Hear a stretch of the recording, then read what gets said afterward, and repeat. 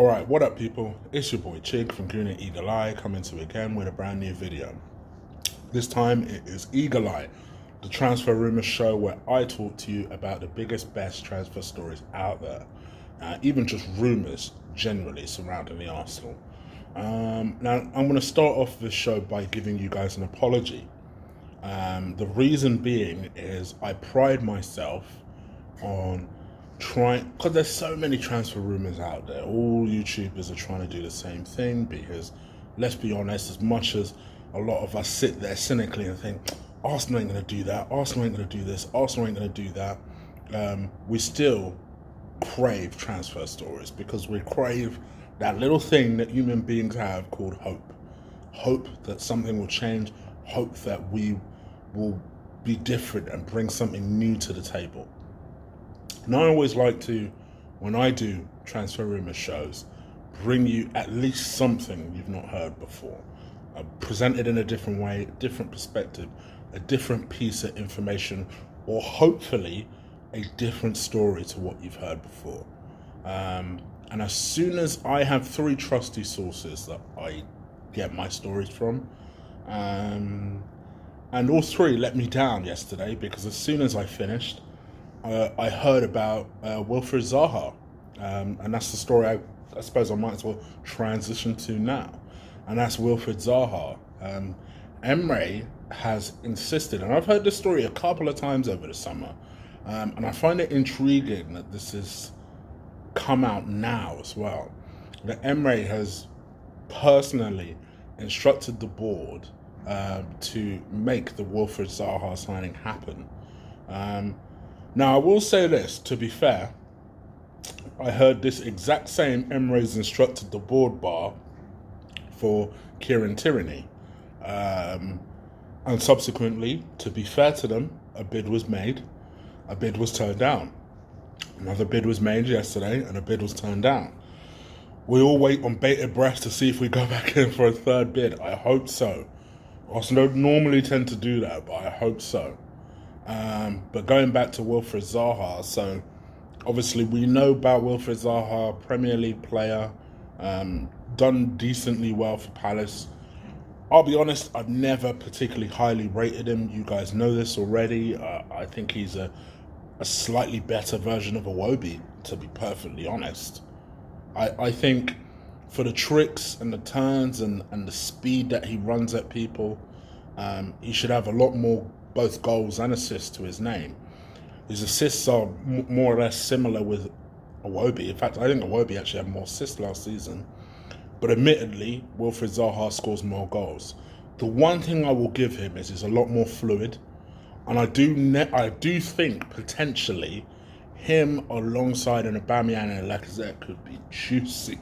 I'm gonna lie, that could be good. It could be good. My concern is the price. I don't like the price that he's being quoted at.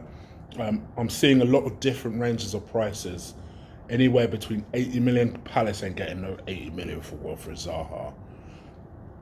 55 million is ever so slightly better, but it just makes me annoyed.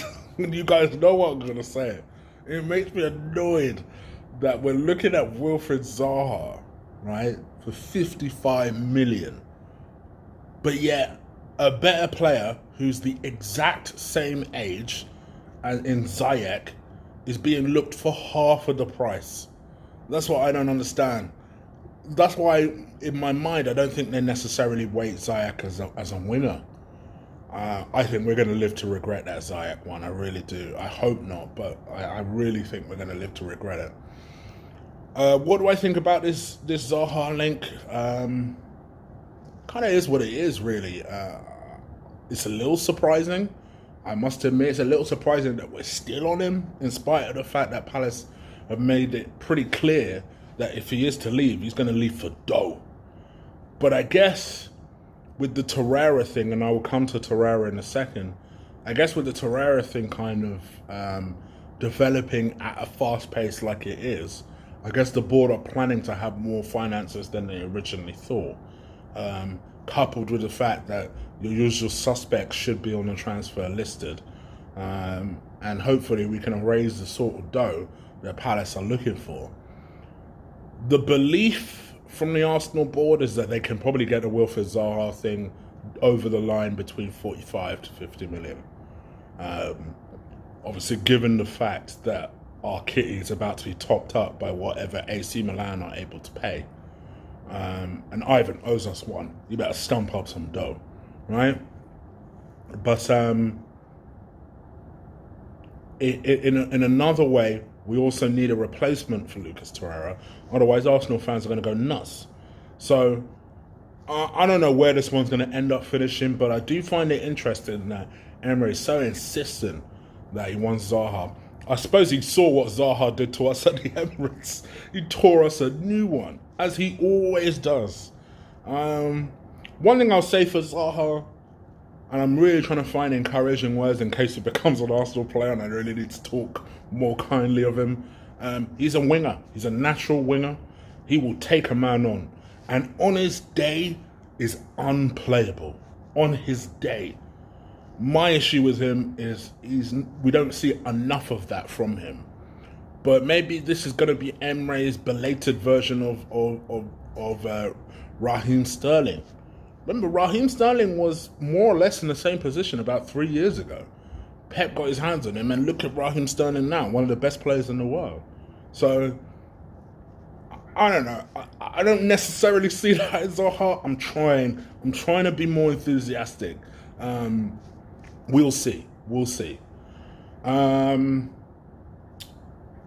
It's also come out in the last couple of hours that Lucas Torriera has formally asked to leave Arsenal. He's asked to leave, and that is why Arsenal are considering bids. Wow, I was initially wrong about this. When this story first came out, I thought it was going to be brushed away. But then yesterday, I just said to myself, I bet he asked to leave. And lo and behold, he's asked to leave. What can I say? With Lucas Torriera, it's kind of got to the point now where I'm of the belief, and I've said this before, and I'll say this again, so be it. If he wants to go, let it go. My issue is getting the price, because we don't have to sell him for shit. We're in, for once, in a position of strength in this situation. So what I'd like to see is this 38 million, tell them to go jump. Not for 38 million. Not to be honest, 45 million ain't enough to me. I think, for me, I'd like 60. Do I think we'll get 60? No. So I would say at least push it up to 50. Don't accept anything less than 50. Quite honestly, if Arsenal were about this life, they'd try and get a player. The only problem is I don't really rate any of the AC Milan players. But they're trying to get a player in exchange for a position that we need, like a right back. A right back being a good example. I'll tell them 50 million plus. I don't know. See, I'm not Colin. I don't know what sort of right backs they have. Colin will know this better than I will. But just try and get something for a problem position that we have, who's a half-decent player. Or maybe they have a half-decent prospect that we can try and nick. And I know some people are going to talk about the goalkeeper. We ain't getting the goalkeeper. But I'd love the goalkeeper. Don't get it twisted. I'd love that goalkeeper. But I just want the Torriera thing to work for us. All right, he wants to leave because he hates England. Cool. Let's make that work for us. That's my only request in this particular situation. All right, let me talk to you about this next player, and that is Benjamin Bourigeaud, which is French. Yeah, you damn skipper, your boy knows how to pronounce some names. Benjamin Bourigeaud is I suppose he plays a little bit everywhere, but I suppose he's an attacking midfielder for France. Plays everywhere. Plays on the right, left, centre. 25 years old. Decent player. Scored 11 goals, 6 assists last season in Ligue 1. And yeah, to be fair, he's done really well. I think he looks a lot younger than he actually is. That's one thing. He's very much blessed with them Tom Cruise genes. But no, yeah, he's a decent player. A lot of clubs are actually interested in him. Seville is supposed to be the front runners, so much so they actually made an opening offer of 14 million euros. Rennes are holding out for 18 million euros, and Arsenal have entered the fray because we like a cheapie. We like a cheapie, and like I said to you yesterday, it would not surprise me if Arsenal put the Zaha story out there to make everyone look left, just so that Arsenal can come through the right and bid for this Benjamin Buju character. So yeah, not really a lot else I could say. I don't really know a lot about him. I do know that he's a good free kick taker, bit of a crosser of the ball, likes to cross the ball, likes to play the ball off the ground, likes his long shots. Isn't the greatest of tacklers, but that doesn't necessarily mean that he doesn't work hard. He actually is a pretty good blocker of the ball, so interceptions is his thing, really. Works pretty hard off the ball. Would it surprise me if Emery saw him as more of a Ramsey replacement rather than a winger?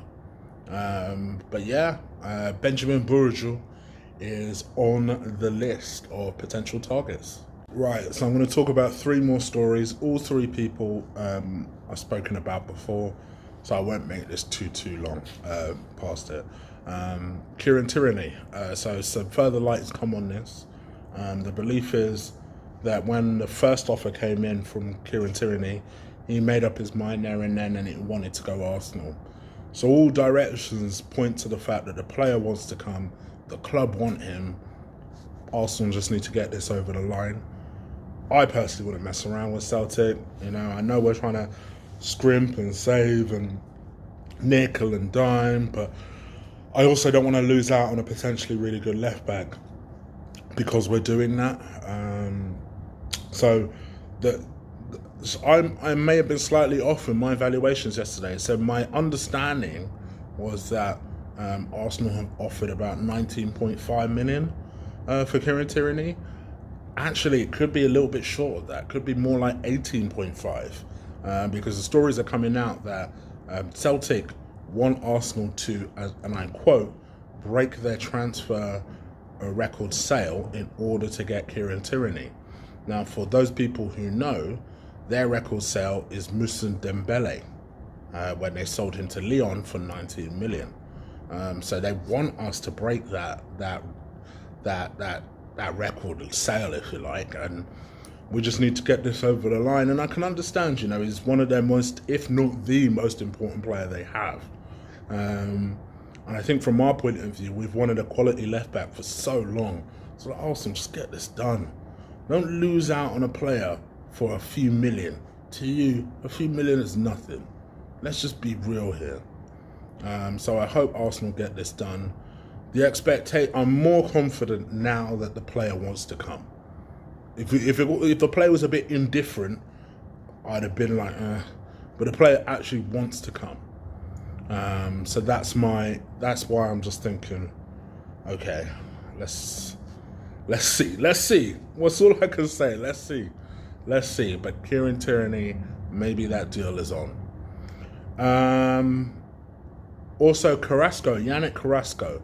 Every summer this happens. Whenever Arsenal and have summer transfer window, there's always a long-running saga of a player that we are about to get. Something happens and then we don't get that player. Whether it's Benzema, whether it's, the names escape me now, but there's always somebody that is constantly linked with us. And if Vidal, literally there'll be someone that we're linked with for a sustained period of time, and then for whatever reason it falls through. I even remember it happened with Higuain a couple of years ago as well. Well, this year our one is Yannick Carrasco. It seems like it's come out, Yannick Carrasco's agent has come out, and basically the reason Yannick Carrasco is so furious is because the club have flat out told Arsenal he's not for sale.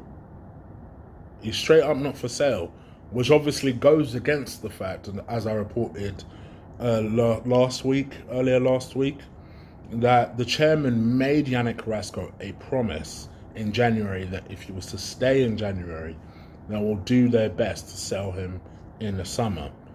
So to go from that to, well, you're not for sale in the summer is some bullshit. Having said that, as a player, you need to continue to be professional. That's my thing with Yannick Carrasco. I agree it's some bullshit, but let's be real here. Everybody here has a job. There's always some type of bullshit at work where you're like, wait, what? It doesn't mean that you stop going to work. You still need to do what you need to do. So, yeah, I think for me, I'm not too disappointed this deal hasn't happened. I do think he's a good player. I don't think the attitude problems are as big as some are making out. Some are making out that, you know, because of the way this whole thing has gone down, that it's almost like, thank God he's not available, we could do without him type of thing. He's a quality player. But I'm also not too gutted that he's not available. And if he isn't available, then so be it. Life goes on. Speaking of a player I want so badly. Did anyone watch the African Nations Cup yesterday? People probably forgot it's even on. A certain Hakim Ziyech. Yes, you know me and Hakim Ziyech, I know. But what a ball that he delivered yesterday for the goal that was scored. Arsenal. I know they're going to lose out on him deep down, but it's the hope that kills you, isn't it? It's the hope that kills you. But anyway, guys, you guys let me know what you think. Leave it in the comments below. You know I like interacting with you guys, so I'm not just, again, another YouTuber that has millions of subscribers, and, you know, I tell you to comment below and I never ever read it. I always read everything, even the insulting ones or the ones trying to recorrect my pronunciations. People seem to have fun with that, but I always at least interact. So do leave it in the comments below. If you do like this video, please crush, please destroy, please drop kick that like button. I appreciate when you guys do that. I genuinely do. And you guys have been great recently. Last couple of videos have done pretty well with likes. Let's continue to move this one along and just bring some attention to the show. One thing I don't say a lot on often enough, if this is your first time watching, crush that like button and also crush that subscribe button. We are close to 5,000. I'd hope I'll get there a little bit sooner than I have, but we are getting there slowly but surely, so do help me go along the journey. I should be able to do this before the season starts, but I don't have long to get there, so only you guys can help me. So do hit that subscribe button, help me get to 5,000. You know, some people celebrate 1 million, and, you know, congratulations to a.f.c for doing that. Me, I'm just trying to get to 5,000 out here. I'm just a small fry out here. I'm just trying to get 5,000, so help me get there. Only you guys can. All right, take care, people. I'll be back later tonight with a chopping block, and this should be an interesting one. And given today's developments, I think it'll be better received today. All right, I'm out of here. Take care.